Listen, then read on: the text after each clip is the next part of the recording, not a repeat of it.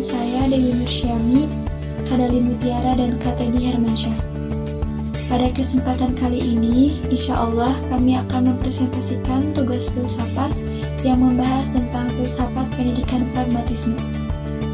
Baik, untuk mengefektifkan waktu, langsung saja kita simak pembahasan berikut.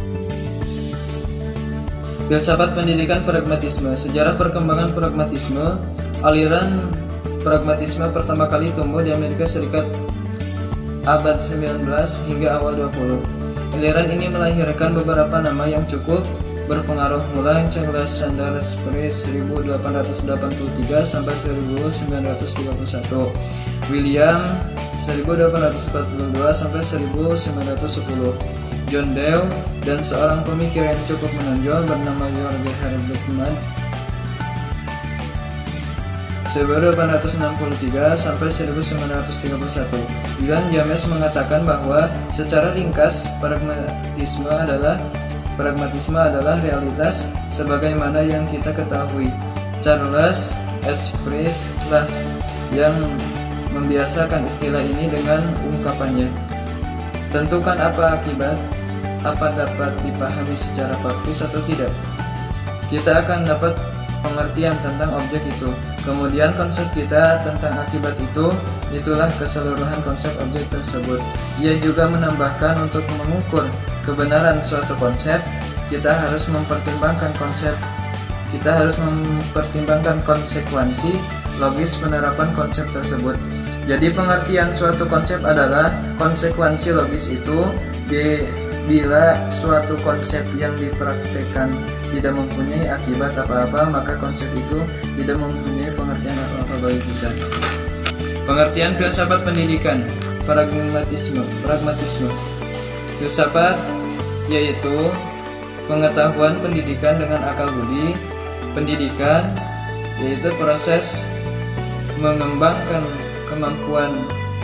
Pragmatisme yaitu aliran yang mengajarkan bahwa yang benar adalah segala sesuatu yang memiliki bukti.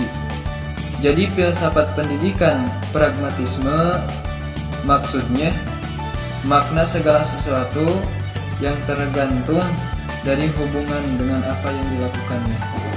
Pengertian filsafat pendidikan pragmatisme menurut beberapa tokoh. Di antaranya adalah yang pertama menurut John. Menurutnya, pengalaman sebagai suatu yang bersifat personal dan dinamis adalah satu kesatuan yang mengultimatumkan suatu interrelasi. Tidak ada pengalaman yang bergerak secara terpisah, dan semua pengalaman itu memainkan suatu komplekstilasi yang organik. Yang kedua, menurut Herakleitos, adalah Panta Renkai Uden Manei, yang artinya semua yang mengalir dan tidak ada satupun yang tetap. Yang ketiga, menurut William James. Menurutnya, psikologi dan filsafat erat kaitannya. Keduanya perlu menekankan deskripsi tentang pengalaman manusia dan juga tujuan menemukan kausal. Menurut Afif Burhanuddin, menurutnya bahwa dalam hidup tidak dikenal dengan tujuan akhir melainkan hanya tujuan sementara yang merupakan alat untuk mencapai tujuan berikutnya. Yang terakhir adalah menurut Charles Peirce. Menurutnya yang penting adalah pengaruh apa yang dimiliki suatu ide dalam suatu rencana tindakan dan bukan hakikat suatu ide.